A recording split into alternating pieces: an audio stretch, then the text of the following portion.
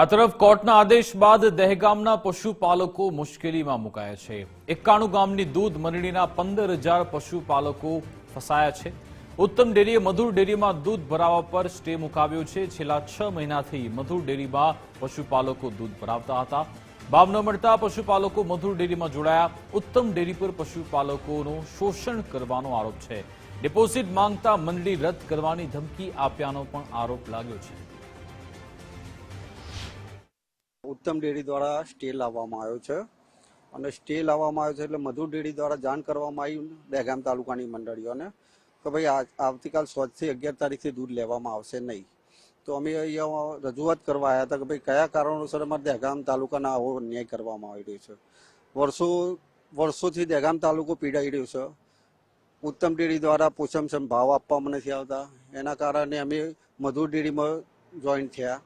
મધુર ડેરીમાં 4 મહિનાથી અમે દૂધ ભરાવીએ છીએ અને આજ રોજ અચાનક સ્ટે આવવાના કારણે મંડળીઓ પશુપાલકો દહેગામ તાલુકાના આખો મુશ્કેલીમાં મુકાઈ ગયો છે। અમે દૂધ ઉત્પાદકો, અમે પોતે દૂધ ઉત્પાદકો, અમારું દૂધ ક્યાં ભરવું અને અમને પોષણક્ષમ જ્યાં ભાવ મળે છે ત્યાં અમે ભરતા હતા।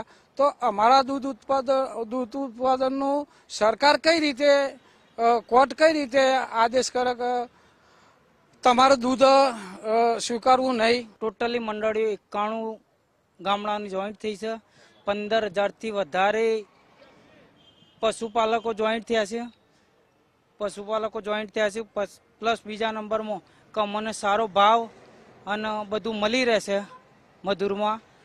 પછી ઉત્તમની અંદર અમારું ડિપોઝિટ પ્લસ બીજું બધું અમારું ત્યાં જ છે। તે છતાંય અમે ઉત્તમનો બહિષ્કાર કરીને મધુરમાં જોઈન્ટ થયા છીએ।